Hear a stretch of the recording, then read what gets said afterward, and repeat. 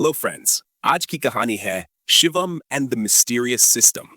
अगर आपको ये स्टोरी थोड़ी भी पसंद आती है तो वीडियो को लाइक जरूर करें और चैनल को सब्सक्राइब करना ना।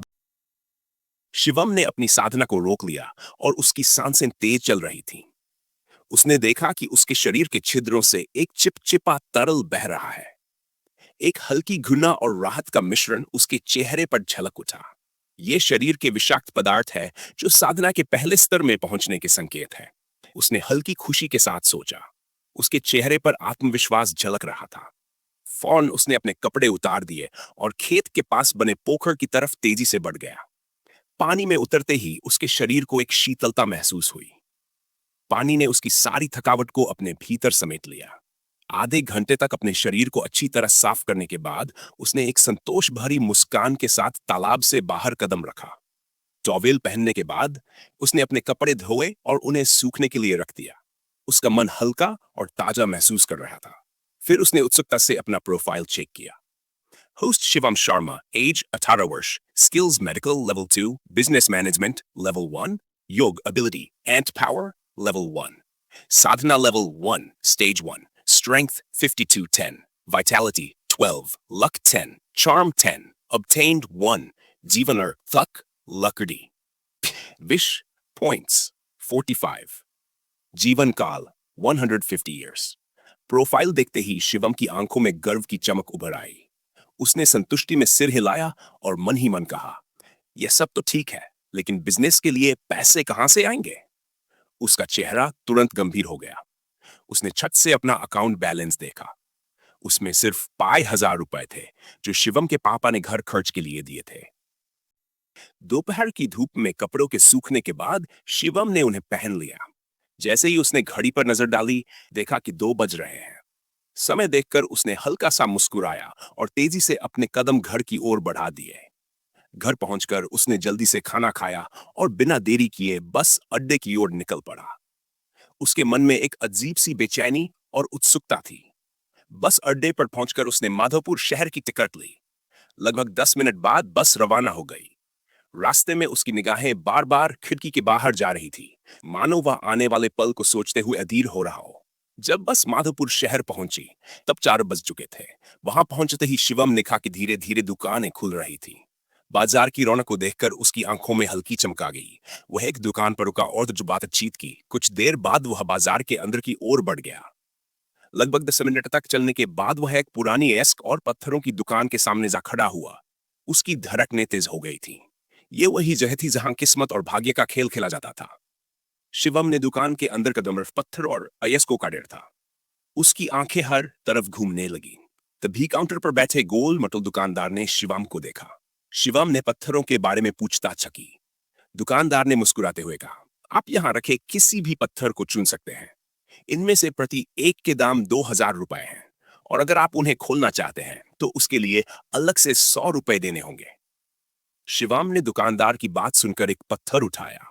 उसकी आंखों में गहरी सोच छलक रही थी। वह पत्थर को गौर से देख रहा था। बाकी लोग ये देख रहे थे कि यह 18 साल का लड़का शायद अपनी किस्मत आजमाने आया है, लेकिन असल में शिवम पत्थर को स्कैन कर रहा था। उसके मन में एक अजीब सा आत्मविश्वास था। तभी उसके कानों में एक जानी पहचानी आवाज गूंजी, क्या होस्ट डिटेल्स देखना चाहेंगे?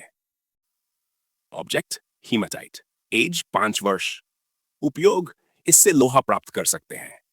ऑब्टेनेबल, धातु शिवम को पता था कि आयरन ओर की मार्केट में उतनी अच्छी कीमत नहीं है, इसलिए उसने पत्थर को वापस रख दिया। उसकी आंखों में अब भी खोज जारी रखने का जुनून था। फिर शिवम ने इसी प्रकार कई पत्थरों को स्कैन किया। हर बार उसकी धड़कनें तेज हो जाती, लेकिन वह संयम से हर पत्थर का विश्लेषण करता गया। आखिरकार उसने 2 पत्थरों का चयन किया और उन्हें दुकानदार को सौंप दिया। साथ ही में उसने ₹4200 भी दिए, 4000 चुने गए अयस्कों के लिए और ₹200 उन्हें खोलने के लिए। दुकानदार ने शिवम को ऊपर से नीचे तक देखा। उसकी आंखें संकुचित हो गई, क्योंकि उसे लगा कि यह लड़का महज जिज्ञासा के कारण आया था। उसने गंभीर स्वर में कहा, लड़के, यहां पैसे वापस नहीं लौटाए जाते, एक बार फिर सोच लो। शिवम की आंखों में आत्मविश्वास झलका। उसने बिना कुछ कहे सिर हिला दिया। उसकी शांति ने दुकानदार को चौंका दिया। दुकानदार ने पत्थर को खोलने के लिए अपने औजार निकाल लिए। लगभग 20 मिनट के बाद दुकानदार की आंखें चौड़ी हो गई। सामने रखे पत्थर से एक नीली चमक निकल रही थी। पत्थर में एक नीलम निकला था जिसकी कीमत बाजार में लगभग 17 लाख रुपए थी। दुकानदार की हैरानी उसके चेहरे पर साफ झलक रही थी। उसने अविश्वास भरी नजरें पत्थर पर गड़ा दी। उसके हाथ कांप रहे थे। दुकान के अंदर मौजूद लोग भी चौंक गए थे। दुकान में हलचल मच गई। दुकानदार ने खुद को संभालते हुए दूसरे पत्थर की ओर हाथ बढ़ाया। अब उसकी हर हरकत में घबराहट थी। 15 मिनट बाद दूसरा पत्थर भी खुला। इस बार तो पूरा माहौल स्तब्ध हो गया। पत्थर में कुछ ऐसा था जिसने दुकानदार को लगभग चक्कर दिला दिया। उसकी सांसें तेज हो गई। कुछ सोचते हुए दुकानदार दुकान के अंदर वाले भाग में चला गया। कुछ देर बाद वह एक बूढ़े व्यक्ति को लेकर आया। यह व्यक्ति इस दुकान का असली मालिक था, महेश सिंघल। महेश जी का चेहरा गंभीर और अनुभव भरा था। जब महेश जी ने पत्थर को देखा तो उनकी आंखें अचंभे से चौड़ी हो गई। लेकिन जब उन्होंने 18 वर्ष के युवक शिवाम को देखा तो उनकी हैरानी और भी बढ़ गई। लड़के, क्या तुमने इन पत्थरों को चुना है? महेश जी ने शिवाम को असमंजस भरी नजरों से देखा। शिवाम ने धीमे लेकिन दृढ़ता से अपना सिर हिलाकर हां कहा। उसकी आंखों में आत्मविश्वास की चमक थी। क्या तुम इनके बारे में कुछ जानते भी हो? महेश जी ने अपनी उंगली से पत्थरों की ओर इशारा करते हुए गंभीरता से पूछा। यह सुनकर शिवम ने धीमी मगर स्पष्ट आवाज में कहा, यह रूबी है। इसे विश्व में तीसरा सबसे कीमती रत्न माना गया है। इसकी कीमत लगभग 30 करोड़ रुपए है। महेश जी ने अपना सिर सहमति में हिलाते हुए गहरी सोच में कहा, तो क्या तुम इन्हें बेचना चाहोगे? कुछ देर तक सोचते हुए शिवम ने दृढ़ता से कहा, मैं ऐसी कीमती वस्तु को अपने साथ रखकर मौत को नहीं बुलाना चाहूंगा, लेकिन मेरी एक शर्त है। महेश जी ने उसकी आंखों में देखकर कोई ऐतराज नहीं दिखाया। तब शिवम ने अपनी शर्त रखी, मैं आपके साथ सौदा करूंगा, लेकिन मुझे पैसे तुरंत चाहिए। महेश जी ने बिना समय गंवाए तुरंत शिवम के अकाउंट में 30 करोड़ 17 लाख रुपए भेज दिए। शिवम ने कोई प्रतिक्रिया नहीं दी, बस पत्थरों को महेश जी के हाथ में सौंप दिया और सीधा बस अड्डे की ओर चल पड़ा। शाम के 7 बजे तक घर पहुंचते ही उसकी थकावट चेहरे पर झलक रही थी। उसने जल्दी से खाना खाया और छत पर सोने चला गया। आसमान की ओर ताकते हुए उसे अपने परिवार की याद आई। वह जानता था कि कुछ दिनों के बाद वह अपने परिवार के साथ समय नहीं बिता पाएगा, लेकिन उसके मन में स्पष्ट था, यह सब वह सिर्फ अपने परिवार के लिए कर रहा है। अब उसे यह सोचना था कि अपनी कंपनी खड़ी कैसे करेगा। उसके चेहरे पर चिंता और दृढ़ता का मिलाजुला भाव उभर आया। मुझे सबसे पहले एक भरोसेमंद मैनेजर चाहिए, उसने खुद से बुदबुदाया, लेकिन इसके बारे में उसे कोई जानकारी नहीं थी। तभी उसे याद आया कि आज का टास्क पूरा करने पर उसके पास कुल 90 पॉइंट्स हैं। यह सोचते ही शिवम ने उत्सुकता से सिस्टम का मार्केट खोल लिया। उसकी आंखें स्किल्स की सूची पर दौड़ने लगीं। मार्शल मुट्ठी कला, मोल भाव क्षमता, चरित्र परीक्षण और संगीत कला। एक एक कर सब स्किल्स को गौर से देखने के बाद उसने चरित्र परीक्षण को 75 पॉइंट्स में खरीद लिया। उसकी आंखों में आशा की चमक आ गई। इस स्किल की विशेषता यह थी कि अगर वह किसी भी व्यक्ति को ध्यान से देखेगा तो उसके स्वभाव, चरित्र और नियत का पता चल जाएगा। यह स्किल अब उसे भरोसेमंद कर्मचारी और अनुचर को चुनने में मदद करेगी। यह सब सोचते सोचते शिवम अपने ख्यालों में खो गया। उसके चेहरे पर संतोष और नए सपनों की चमक थी। कब नींद ने उसे अपनी आगोश में ले लिया, उसे पता ही नहीं चला। अगले दिन सुबह सुबह शिवम फ्रेश होकर एक्सरसाइज करने चला गया। ताजगी भरे मन से नाश्ता करते हुए उसे महसूस हुआ कि आज घर में कुछ अलग सा माहौल है। उसने जब ध्यान से देखा तो अपनी दोनों चाची के बीच तकरार की एक तीखी बिजली चमकती हुई नजर आई।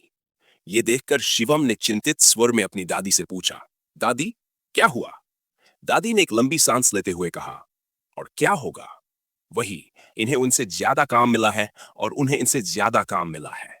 इसी बात पर दोनों की बहस हो गई है। दादी की बात सुनते ही शिवम ने सिर हिलाते हुए मुस्कुराकर कहा, अरे दादी, ये लोग भी ना। इतना कहकर शिवम घर से निकल गया। कुछ घंटों बाद शिवम एक पत्थर और अयस्क की दुकान के बाहर पहुंचा। गहरी सांस लेते हुए वह दुकान के अंदर चला गया। शिवम ने दुकानदार से महेश जी से मिलने की बात कही। दुकानदार उसे अंदर के हिस्से में ले गया।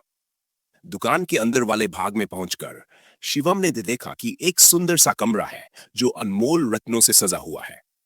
कमरे के मध्य में एक मेज रखी थी और महेश जी कुर्सी पर बैठे हुए शिवम को गौर से देख रहे थे। महेश जी ने शिवम को सामने की कुर्सी पर बैठने का इशारा किया। शिवम ने सिर झुकाकर उनका अभिवादन किया और कुर्सी पर बैठ गया। महेश जी उत्सुकता से शिवम की ओर देख रहे थे। उनकी तीखी नजरों को महसूस करते हुए शिवम ने आखिरकार अपनी चुप्पी तोड़ी। सर, मैं आपसे एक मदद चाहता हूं। महेश जी ने उसकी बात सुनकर सिर हिला दिया। शिवम ने आगे कहा, मुझे एक कंपनी शुरू करनी है जिसके लिए मुझे एक अच्छे मैनेजर की आवश्यकता है। यह सुनकर महेश जी थोड़ा हैरान हुए। उनकी भौहें सिकुड़ गईं। उन्होंने गहरी नजरों से देखते हुए पूछा, इसमें मेरी कैसी मदद? शिवम ने विश्वास भरी नजरों से उनकी ओर देखा और शांत लेकिन दृढ़ स्वर में कहा, मैं जानता हूं कि आप एक अनुभव व्यक्ति हैं और आप मेरी मदद जरूर करेंगे। महेश जी शिवम की बात पर कुछ पल तक विचार करते रहे। फिर एक तिरछी मुस्कुराहट के साथ उन्होंने पूछा, इसमें मेरा क्या फायदा है?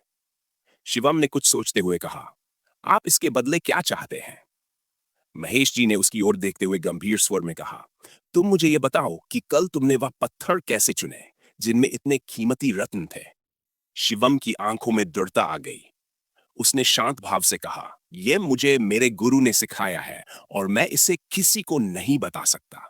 लेकिन आप चाहें तो मैं आपको एक बार पत्थरों को चुनने में सहायता कर सकता हूं। यह सुनकर महेश जी ने कुछ सोचने के बाद हाँ कह दिया और शिवम का नंबर लेने के बाद उन्होंने उसे एक नंबर दे दिया, जिसके बाद दोनों ने हाथ मिलाकर डील तय की। तभी शिवम ने महेश जी को स्कैन किया और इससे उसे कुछ ऐसा पता चला जिससे उसके चेहरे पर एक मुस्कुराहट आ गई। शिवम नंबर लेकर बस अड्डे की ओर निकल गया और उसे याद आया कि महेश जी ने क्या कहा था। यह नंबर रवि का है।